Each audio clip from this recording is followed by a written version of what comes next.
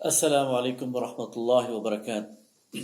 الحمد للہ رب العالمین والصلاة والسلام علی سید الانبیاء والمرسلین وعلی آلہ وصحبہ اجمعین۔ اما بعد فاعوذ باللہ من الشیطان الرجیم، بسم اللہ الرحمن الرحیم۔ وإنه لتنزیل رب العالمین نزل به الروح الامین على قلبك بلسان عربی على قلبك لتكون من المنذرين بلسان عربي مبين وإنه لفي زبر الأولين صدق الله المولانا العظيم۔ علوم القرآن سیریز کا آج پہلا لیکچر ہے، اور اس میں انشاءاللہ ہم قرآن پاک کا تعارف بیان کرنے کی کوشش کریں گے۔ قرآن پاک اللہ تعالیٰ کی عظیم الشان کتاب ہے جو اللہ نے نبی کریم صلی اللہ علیہ وسلم پر نازل فرمائی، اور اس کا بنیادی مقصد انسانیت کی ہدایت ہے، انہیں راہ نجات دکھانا ہے، اور انہیں اخروی ناکامی سے بچانا ہے اور جنات الخلد میں داخل کرنا۔ قرآن پاک خود اپنا تعارف سورہ الشعراء میں ان الفاظ میں بیان کرتا ہے، وَإِنَّهُ لَتَنزِيلُ رَبِّ الْعَالَمِينَ، یہ نازل کی ہوئی کتاب ہے رب العالمین کی طرف سے۔ تنزیل کا مطلب پورے اہتمام کے ساتھ نازل کرنا، یعنی یہ وہ کتاب ہے جو اللہ رب العالمین نے، جو کائنات کا رب ہے، پورے تز کو احتشام کے ساتھ، پورے اہتمام کے ساتھ اور پورے پروٹوکول کے ساتھ نازل کی ہے۔ نزل به الروح الامین، اور اس کتاب کو اللہ تعالیٰ نے روح الامین کے ذریعے نازل کیا ہے۔ جبرائیل امین وہ محترم ہستی ہیں، وہ فرشتہ ہے، اور وہ ملائکہ کے امام ہیں جن کے ذریعے اللہ تعالیٰ نے انبیاء علیہ السلام کو اپنا پیغام اور وحی پہنچائی ہے، اور وہی جبرائیل امین اس قرآن کو نبی کریم صلی اللہ علیہ وسلم تک لانے والے ہیں۔ علی قلبک، اور اس قرآن کا جو مرجع ہے، مصدر ہے، اور اس قرآن کے نزول کی جو جگہ ہے، وہ نبی صلی اللہ علیہ وسلم کو مخاطب کر کے اللہ تعالیٰ نے فرمایا کہ آپ کا قلب مبارک ہے، ہم نے اس قرآن کو آپ کے قلب مبارک پر اتارا۔ لتکون من المنذرین، تاکہ آپ انذار کرنے والوں میں سے بن جائیں، تاکہ آپ مخلوقات کو، انسانوں کو ڈرانے والے بن جائیں۔ بلسان عربی مبین، یہ کتاب ہم نے عربی زبان میں نازل کی ہے۔ وَإِنَّهُ لَفِي زُبُرِ الْأَوَّلِينَ، اور اس کا ذکر قرآن سے پہلے نازل شدہ صحیفوں میں موجود ہے۔ گویا اس ایک آیت میں قرآن پاک کے حوالے سے چھ حقائق اللہ رب العالمین بیان کرتا ہے۔ پہلی بات کہ یہ کتاب اللہ کی طرف سے نازل شدہ ہے۔ دوسری بات کہ اس کو نازل کرنے والے یا پہنچانے والے وہ جبرائیل امین ہیں۔ تیسری بات کہ آپ صلی اللہ علیہ وسلم یعنی محمد الرسول اللہ صلی اللہ علیہ وسلم کے قلب اطہر پر یہ کتاب نازل ہوئی ہے۔ چوتھی بات یہ کہ اس کے ذریعے آپ نے اللہ کے بندوں کو ڈرانا ہے ان کے خوفناک برے انجام سے، اور انہیں جنت کی طرف لے کے جانا ہے۔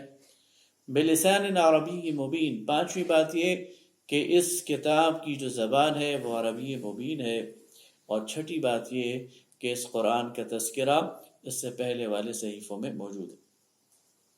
اسی طرح اس قرآن کا جو تعارف ہے وہ اللہ رب العالمین کے رسول نبی کریم صلی اللہ علیہ وسلم کی حدیث سے بھی ہمیں ملتا ہے۔ نبی صلی اللہ علیہ وسلم کی ایک مشہور حدیث ہے، اور اس حدیث کے راوی حضرت علی رضی اللہ تعالیٰ عنہ۔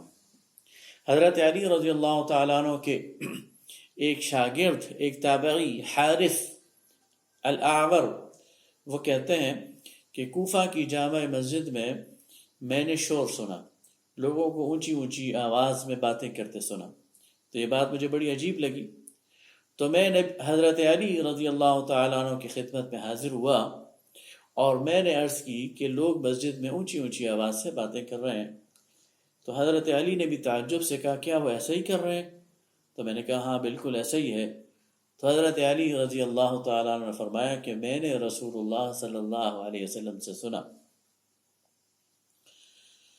کہ الا انہا ستکون فتنہ، ان قریب لوگ فتنے میں مبتلا ہو جائیں گے. فقلت ما المخرج منها یا رسول اللہ، تو میں نے پوچھا یا رسول اللہ اس فتنے سے نکلنے کا راستہ کیا ہے؟ تو آپ صلی اللہ علیہ وسلم نے فرمایا قال کتاب اللہ، جب بھی امت میں فتنہ برپا ہوگا اس سے نکلنے کا راستہ وہ اللہ کی کتاب ہے. فیہا نبأ ما کان قبلکم، اس کتاب میں تم سے پہلے لوگوں کی خبریں ہیں. وخبر ما بعدکم، اور جو کچھ تمہارے بعد آنے والا ہے اس کی پیشن گوئی بھی اس میں موجود ہے. وحکم ما بینکم، اور جو کچھ تمہارے درمیان ہے. وحکم ما بینکم، تو اس کا فیصلہ بھی ان کے درمیان موجود ہے. وہو الفصل لیس بالہزل، اور یہ فیصلے کی اور بڑی محکم کتاب ہے، کوئی مذاق نہیں ہے. من ترکہ من جبار قسمہ اللہ، جس نے کسی جبار اور کسی طاقتور کے خوف سے اس کو چھوڑ دیا اللہ اسے توڑ کے رکھ دے گا. ومن ابتغى الہدی فی غیرہ، اور جس نے اس کے علاوہ کسی سے ہدایت طلب کی اضلہ اللہ، اللہ اسے گمراہ کر دے گا. وہو الحبل اللہ المتین، اور یہ اللہ کی وہ تنی ہوئی رسی ہے. وہو الذکر الحکیم، اور یہ نصیحت ہے حکمت والی. وہو الصراط المستقیم، اور یہی سیدھا راستہ ہے. هو الذی لا تضیع به الاہواء، یہ وہ کتاب ہے جس سے انسانی خواہشات ٹیڑھا نہیں کر سکتی. ولا تلتبس به الالسنہ، اور انسانی زبانیں اسے مشتبہ نہیں کر سکتی. ولا یشبع به العلماء، ولا یشبع من العلماء، اور علماء کا جی اس سے نہیں بھرے گا. ولا يخلق على كثرة الرد، اور بار بار پڑھنے سے یہ بوسیدہ نہیں ہوگی. یعنی عجیب کتاب ہے، لاکھوں لوگ کروڑوں لوگ اسے پڑھتے ہیں اور بار بار پڑھتے ہیں، لیکن یہ ایسا محسوس نہیں ہوتا کہ بوسیدہ ہو گئی ہے، پرانی ہو گئی ہے. ولا تنقضی عجائبہ، اور اس کی عجائب و غرائب اور اس کی نئی نئی باتیں ختم نہیں ہوگی. هو الذی لم تنتهي الجن، یہ وہ کتاب ہے کہ جب جنات نے سنا اس سمعته حتی قالوا، تو انہوں نے کہا انا سمعنا قرآنا عجبا، ہم نے ایک عجیب قرآن سنا ہے. یہدی الی الرشد، جو ہمیں ہدایت دیتا ہے نیکی کی طرف. من قال به صدقہ، تو آپ صلی اللہ علیہ وسلم نے فرمایا کہ جس نے قرآن کے ذریعے بات کی اس نے سچی بات کی. ومن عامل به اجرا، اور جس نے قرآن پر عمل کیا اسے اجر دیا جائے گا. ومن حکم به عدلا، اور جس نے قرآن کے ذریعے فیصلہ کیا اس نے عدل سے کام لیا. ومن دعا الیہ، اور جس نے اس کی طرف بلایا. ہدی الی صراط مستقیم، تو وہ گویا اسے ہدایت بخشی گئی سیدھے راستے کی طرف. تو نبی صلی اللہ علیہ وسلم نے حضرت علی رضی اللہ تعالیٰ عنہ کو بتایا کہ کتاب اللہ تمہارے درمیان موجود ہو تو پھر تمہیں گھبرانے کی ضرورت نہیں ہے، یہ تمام فتنوں سے نکالنے کے لیے تمہارے لیے کافی اور شافی. یہ قرآن، اس کے اسماء، اس کے نام قرآن پاک میں جو ذکر ہوئے ہیں ان میں سے مشہور میں آپ کے سامنے رکھ دیتا ہوں. پہلا نام تو قرآن ہے، قاف والقرآن المجید. اور اسی طرح قرآن کا یہ لفظ قرآن پاک میں بار بار آیا ہے، اور یہ اس کا نام ہے فرقان، حق اور باطل میں تمیز کرنے والا. تبارک الذی نزل الفرقان علی عبدہ لیکون للعالمین نذیرا. اسی طرح تنزیل، تنزیل من رب العالمین، نازل کیا ہوا رب العالمین کی طرف سے. اسی طرح اس کا ایک نام ذکر ہے، وَلَقَدْ آتَيْنَا سَبْعًا مِنَ الْمَثَانِي وَالْقُرْآنِ الْعَظِيمِ وَإِنَّا نَحْنُ نَزَّلْنَا الذِّكْرَ وَإِنَّهُ لَحَافِظٌ. ہم نے ہی اس ذکر کو نازل کیا ہے اور ہم ہی اس کی حفاظت کرنے والے. سب سے پہلی جو وحی نازل ہوئی وہ نبی کریم صلی اللہ علیہ وسلم پر، وہ بخاری شریف کی روایت کے مطابق حضرت عائشہ صدیقہ رضی اللہ تعالیٰ عنہ اس کی راوی ہیں کہ نبی کریم صلی اللہ علیہ وسلم کی عمر مبارک جب یہ 37-38 سال ہوئی تو آپ صلی اللہ علیہ وسلم کو ابتدا میں رؤیا صالحہ یعنی سچے خواب نظر آنے شروع ہو گئے، اور جو خواب آپ رات کو دیکھتے دن کی روشنی میں اسے پورا ہوا دیکھتے.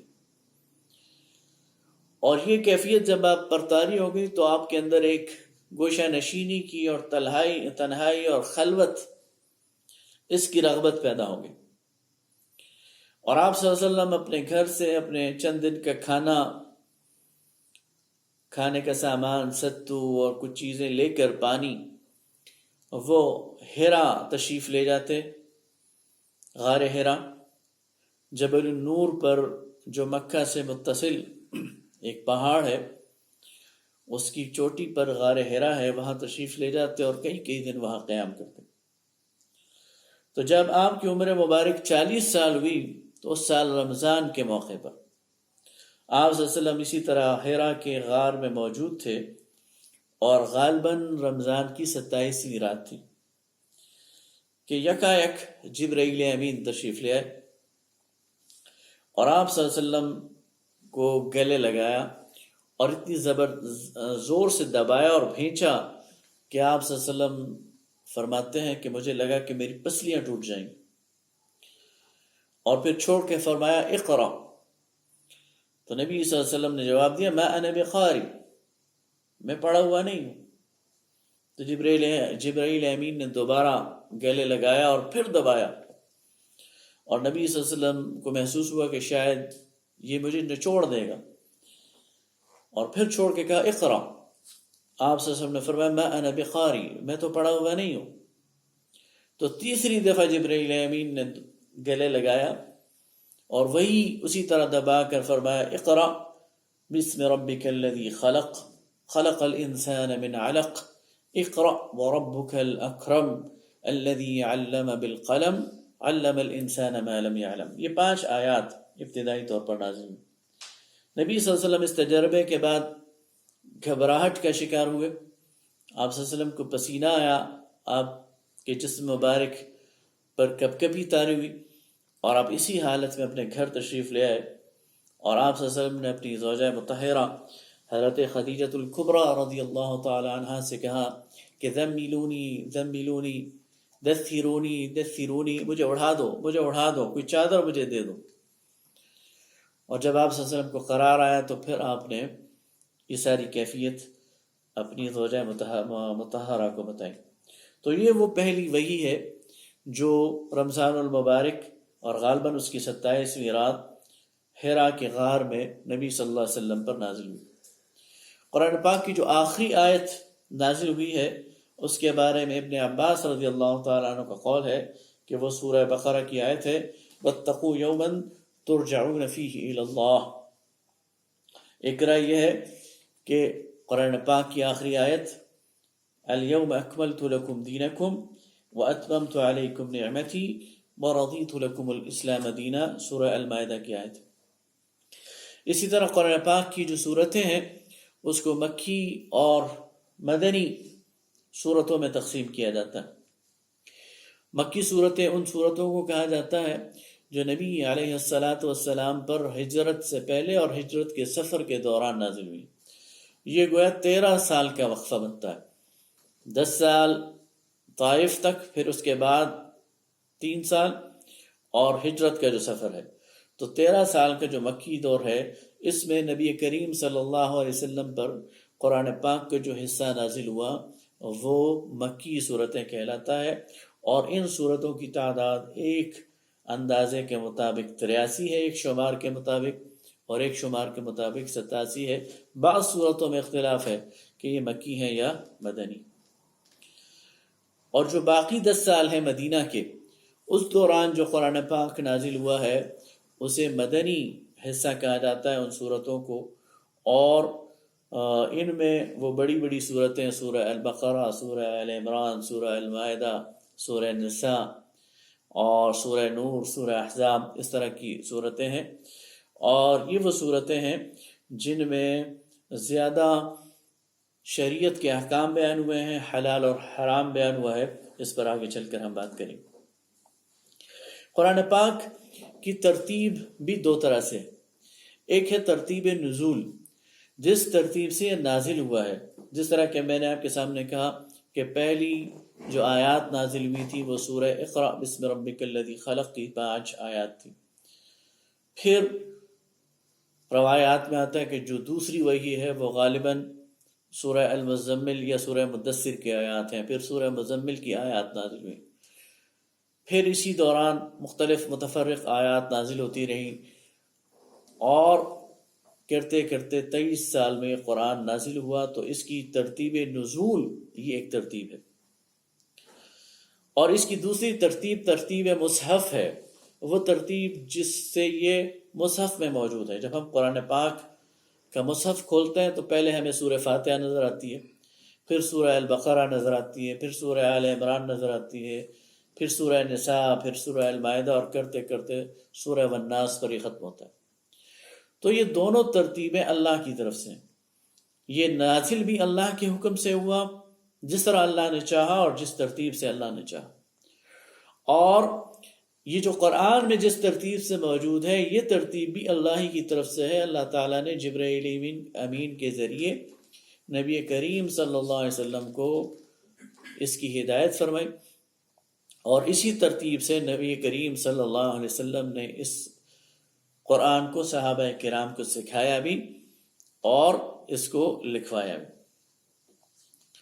گویا قرآن پاک کی یہ جو ترتیب ہے یہ توقیفی ہے، یعنی اللہ کی طرف سے۔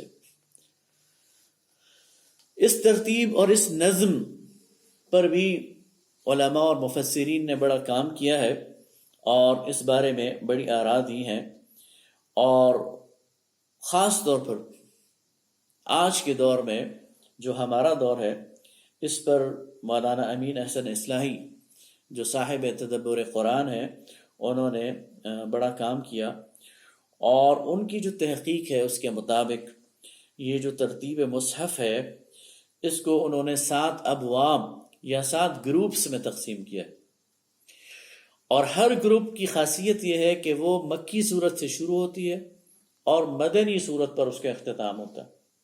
تو پہلا جو گروپ ہے وہ سورہ فاتحہ سے شروع ہوتا ہے جو مکی صورت ہے، اور اس کے اندر 4 مدنی صورتیں ہیں، سورہ بقرہ، آل عمران، نساء اور مائدہ۔ دوسرا گروپ انعام اور اعراف، اس میں مکی صورتیں ہیں، اور انفال اور توبہ اس میں مدنی صورت۔ تیسرا گروپ سورہ یونس تا مؤمنون 14 صورتیں اس میں مکی ہے، اور النور اس میں مدنی ہے۔ چوتھا گروپ فرقان سے احزاب تک ہے۔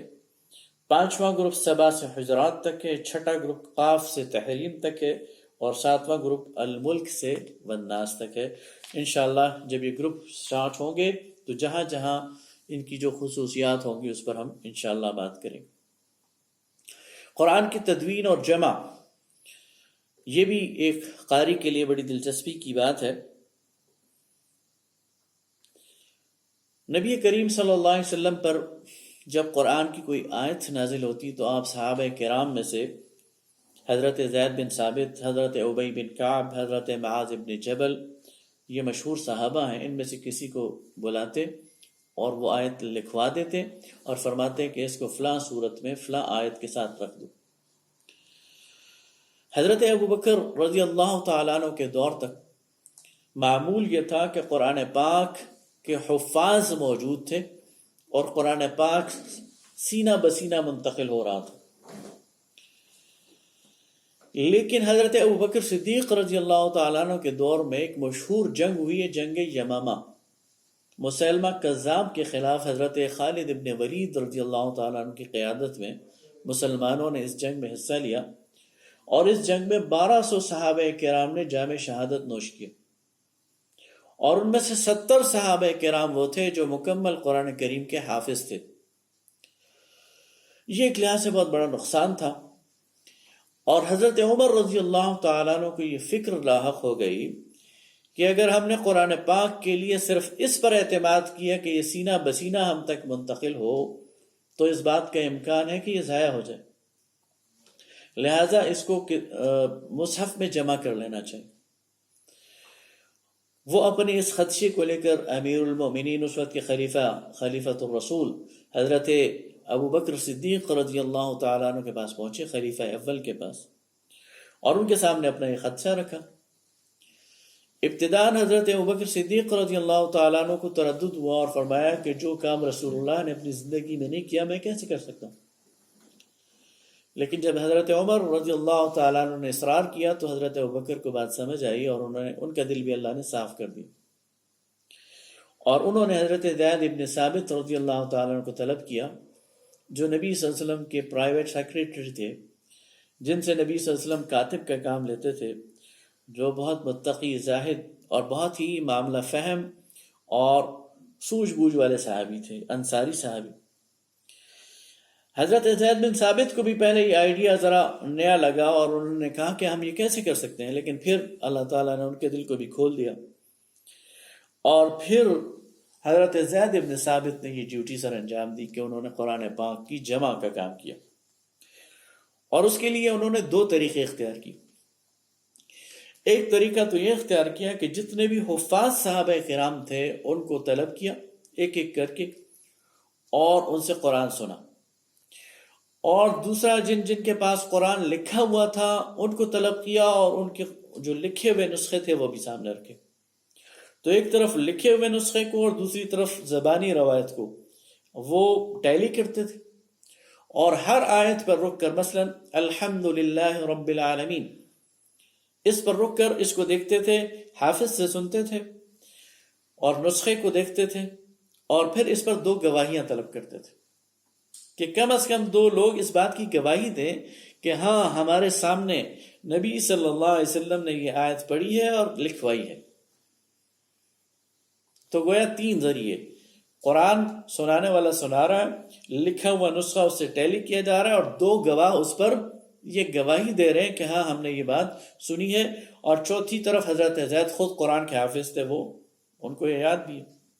تو ایک ایک آیت کو انہوں نے اس طرح اسی ترتیب کے ساتھ، جس ترتیب سے انہوں نے رسول اللہ صلی اللہ علیہ وسلم سے آخری رمضان میں سنا، اس ترتیب سے انہوں نے اس قرآن کو جمع کرنا شروع کر دیا، اور پورا قرآن جمع ہو گیا۔ صرف ایک آیت ایسی تھی، سورہ توبہ کی آخری آیت، لَقَدْ جَاءَكُمْ رَسُولٌ مِّنْ أَنفُسِكُمْ عَزِيزٌ عَلَيْهِ مَا عَنِتُّمْ حَرِيصٌ عَلَيْكُمْ بِالْمُؤْمِنِينَ رَءُوفٌ رَحِيمٌ، کہ جس کے متعلق حضرت زید کہتے ہیں مجھے تو یاد تھی،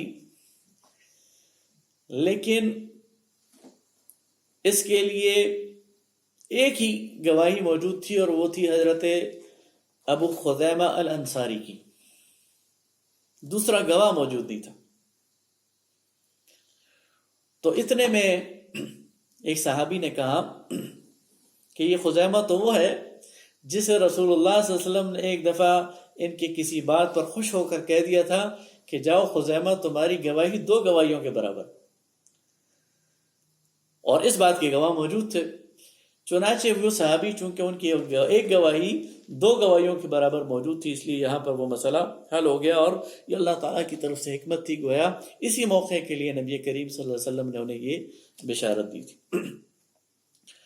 اس طرح یہ نسخہ جمع ہو کر، یہ لکھا ہوا نسخہ، اسے ایک صندوق میں بند کر دیا گیا، اور یہ حضرت ابوبکر صدیق رضی اللہ تعالیٰ عنہ کی تحویل میں دے دیا گیا۔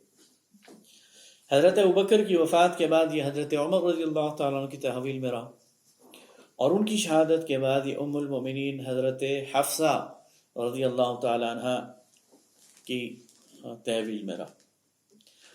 حضرت عثمان رضی اللہ تعالیٰ عنہ کے دور میں حضرت حذیفہ بن یمان رضی اللہ تعالیٰ عنہ، وہ حضرت عثمان کے پاس آئے اور کہا کہ مجھے خدشہ ہے کہ قرآن کے لہجے کے بارے میں لوگوں میں اختلاف ہو جائے۔ اس کی میں مثال دیتا ہوں کہ عرب زبان کے مختلف لہجے، اور ہر زبان کے مختلف لہجے ہوتے ہیں، ایک ہی لفظ ہوتا ہے لیکن وہ اس کی ادائیگی مختلف ہوتی ہے۔ مثلا جیم کا جو لفظ ہے، اسے عرب وہ جیم بولتے ہیں لیکن مصری اسے گاف بولتے ہیں۔ جمعہ، اسے ہم بھی جمعہ کہتے ہیں، اسے عرب بھی جمعہ کہتے ہیں لیکن مصری سے گمہ کہتے ہیں۔ اسی طرح قاف، اس کو عرب کے بہت سارے قبائل گاف کہتے ہیں، قل کو وہ گل کہتے ہیں۔ تو ابتداء میں اس کی اجازت تھی کہ اپنے اپنے لہجے کے مطابق یہ لفظ پڑھیں۔ مثلا قرآن کی آیت ہے اذا نودی للصلاة من یوم الجمعہ، جب تمہیں بلایا جائے نماز کے لیے جمعہ کے دن، تو مصری سے پڑھ لیں اذا نودی للصلاة الى یوم الجمعہ، تو اس میں کوئی حرج نہیں. لیکن جب اسلام پھیلا اور یہ عجمی علاقوں تک آ گیا تو ہم عجمی ہیں، ہمارے لیے تو ایک مشکل چیز ہے کہ ہم گمہ پڑھیں یا جمعہ پڑھیں. تو حضرت عثمان رضی اللہ تعالیٰ عنہ کے دور میں یہ مسئلہ پیش ہے. تو اس کے لیے مشاورت سے حضرت عثمان رضی اللہ تعالیٰ عنہ نے ایک تو وہ جو ذخیرہ تھا حضرت ام المومنین حضرت حفصہ ان کی تحویل سے لیا اور نے کہا کہ ہم آپ کو واپس کر دیں گے. اس وقت تک عرب میں کاغذ آ گیا تھا تو حضرت عثمان نے اس کے مطابق 5 یا 7 کاپیاں بنا لی، قرآن کو کاغذ پر منتقل کر دی. اور دوسرا یہ پابندی لگا دی کہ قرآن چونکہ اترا قریش کے لہجے میں ہے لہٰذا اسے پڑھا بھی قریش کے لہجے میں جائے گا، اور اس کے علاوہ جتنے لہجوں میں کوئی پڑھے گا اس پہ پابندی. لہٰذا ایک بہت بڑا خطرہ جو تھا وہ ٹل گیا، اور حضرت عثمان ابن عفان رضی اللہ تعالیٰ عنہ کی اس اقدام کی وجہ سے آج پورے عالم اسلام میں وہی صحیفہ عثمانی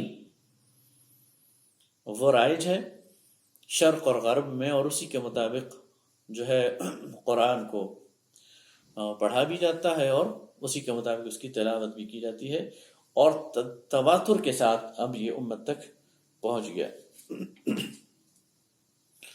تفسیر اور مفسرین. قرآن پاک ظاہر عربی زبان میں نازل ہوا اور سننے والے وہ عرب تھے، لیکن یہ ایک معجزانہ کلام ہے اور اس کو سمجھنے کے لیے جو عقل جو فہم چاہیے، اللہ تعالیٰ نے صحابہ کرام رضوان اللہ تعالیٰ علیہ مجمعین کو اس سے نوازا. انہوں نے براہ راست رسول اللہ صلی اللہ علیہ وسلم سے اس کی تعلیم حاصل کی. تو صحابہ کرام میں رسول اللہ صلی اللہ علیہ وسلم کی حیات مبارکہ میں چند صحابہ اس لحاظ سے مشہور تھے اور انہیں گویا نبی صلی اللہ علیہ وسلم کی طرف سے سند حاصل تھی کہ لوگ ان سے قرآن سیکھتے بھی تھے اور قرآن کے بارے میں ان سے رہنمائی حاصل کرتے تھے. ان میں ایک مشہور صحابی تو حضرت ابی بن کعب ہے. یہ حضرت ابی بن کعب وہ صحابی ہیں جو حافظ قرآن بھی ہیں اور مفسر قرآن بھی ہیں، جن کو حضرت عمر رضی اللہ تعالیٰ عنہ نے تراویح کے امام بنایا. اسی طرح عبداللہ ابن مسعود رضی اللہ تعالیٰ عنہ، ان کو خود نبی صلی اللہ علیہ وسلم نے ان کی تعریف فرمائی، ان کے قرآن کے پڑھنے، ان کی قرات اور ان کے فہم پر آپ صلی اللہ علیہ وسلم نے اعتماد کیا. اسی طرح حضرت معاذ ابن جبل رضی اللہ تعالیٰ عنہ وہ صحابی ہیں کہ جنہیں خود رسول اللہ صلی اللہ علیہ وسلم نے قاضی مقرر کیا اور آپ صلی اللہ علیہ وسلم کے فہم کی خود تعریف فرمائی. اسی طرح خلفائے راشدین اور پھر خلفائے راشدین میں خاص طور پر حضرت علی کرم اللہ وجہ، ان کا جو قرآن پر ان کا جو قرآن کی کا علم اور فہم ہے، اور خود نبی صلی اللہ علیہ وسلم نے انہیں یمن کی طرف قاضی مقرر کر کے بھیجا. اور اسی طرح حضرت عبداللہ ابن عباس رضی اللہ تعالیٰ عنہ، یہ بھی بہت بڑے مفسر تھے صحابہ کرام میں، اگرچہ یہ جونیئر تھے، ان کی عمر تھوڑی تھی، لیکن اللہ تعالیٰ نے انہیں قرآن کا حظ وافر عطا کیا تھا. اور آج تک حضرت ابن عباس رضی اللہ تعالیٰ عنہ کی جو تفسیر ہے اور کے جو تفسیری اقوال ہیں اس سے امت فائدہ کر رہی. صحابہ کرام کے بعد ان کے جو شاگرد ہیں تابعین، ان میں سے بھی چند تابعین بہت مشہور ہوئے. ان میں سے مشہور تو مجاہد بن جبر ہے. یہ حضرت ابن عباس کے شاگرد تھے اور یہ خود کہتے ہیں کہ میں نے حضرت ابن عباس سے 3 دفعہ قرآن پڑھا، اور اس طرح پڑھا کہ ہر آیت پر ٹھہر کر میں ان سے پوچھتا تھا یہ آیت کہاں نازل ہوئی، کس کے بارے میں نازل ہوئی، اور اس کے اندر کیا کیا احکامات بیان ہوئے. اور ان کی اپنی تفسیر مجاہد بھی موجود ہے. سعید ابن جبیر یہ بھی مشہور تابعی ہیں اور انہوں نے بھی قرآن کی تفسیر کی ہے۔ طاؤس یہ بھی مشہور تابعی ہیں، اکرمہ یہ بھی مشہور تابعی ہیں، اور حسن البصری یہ بھی مشہور تابعی ہیں، اور ان سے قرآن کی تفسیریں اور ان کے اقوال وہ موجود ہیں۔ اس ساری ڈسکشن کے بالکل آخر میں اب میں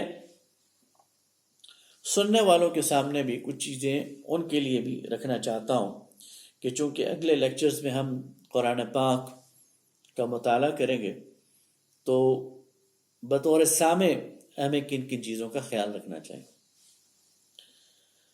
سب سے پہلی چیز تو نیت کی اصلاح ہے۔ حضرت عمر رضی اللہ تعالیٰ عنہ سے روایت ہے، اور امام بخاری نے اس روایت کو اپنے کتاب صحیح البخاری میں پہلے نمبر پر درج کیا،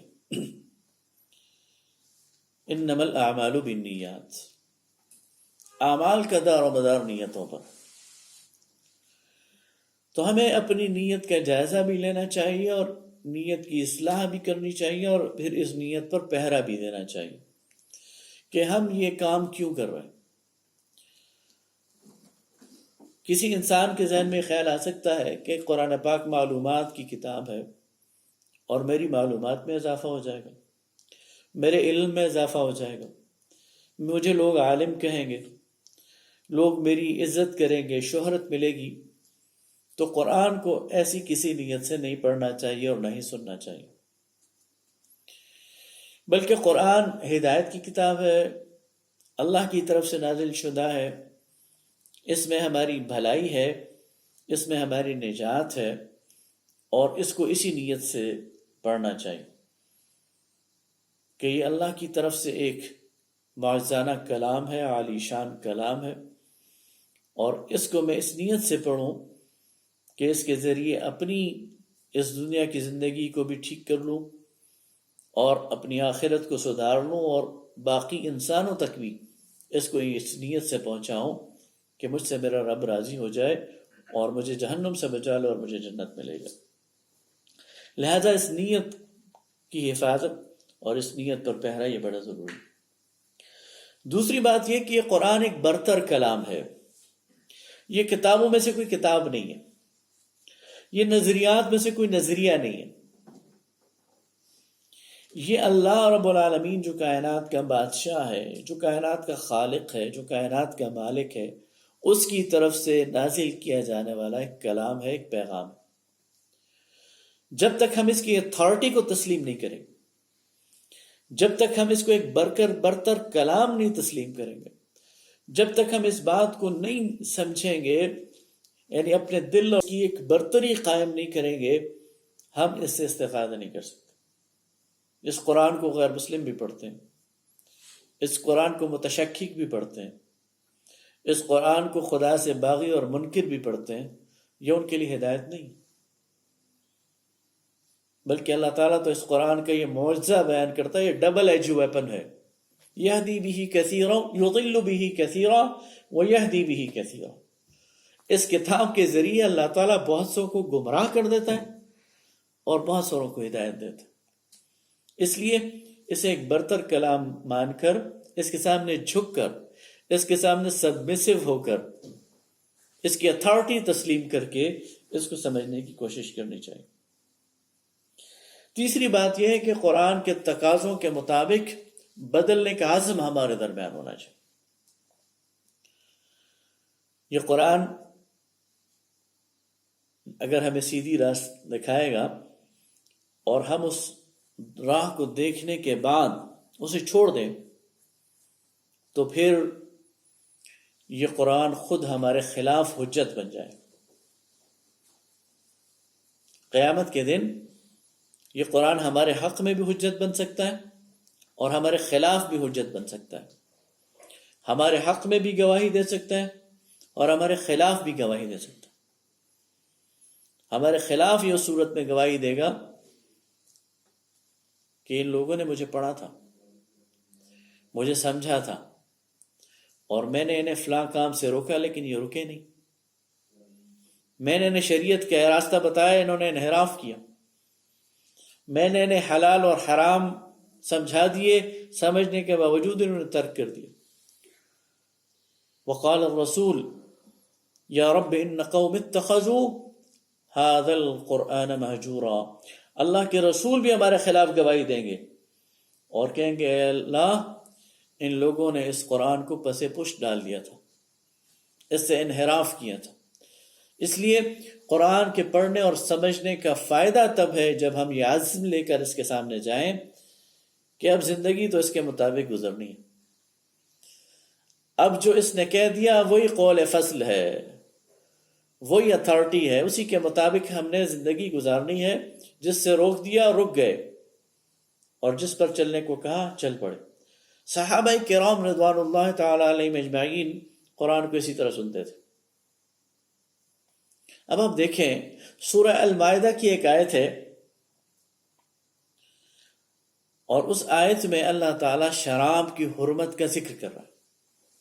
انما الخمر والمیسر، بے شک یہ جو شراب ہے اور یہ جو جوا ہے، والانصاب والازلام رجس من اعمال الشیطان، یہ شیطان کی گندگی میں سے ہیں، فاجتنبوہ، تم ان سے بچو۔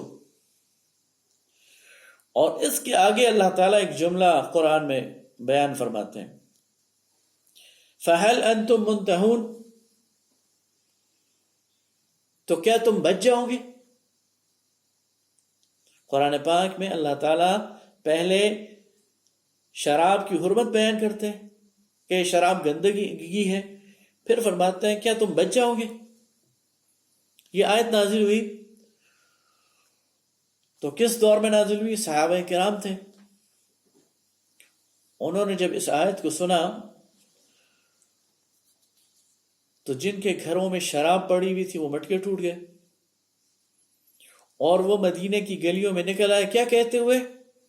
انتہینا ربنا، انتہینا ربنا، اے اللہ ہم باز آ گئے، اے اللہ تو نے کہا باز آ جائے، ہم باز آ گئے۔ یہ ہے قرآن کے ساتھ تعلق، قرآن کے باز آ جاؤ، باز آ گئے، پھر اب ہمارے لیے کوئی راستہ نہیں ہے۔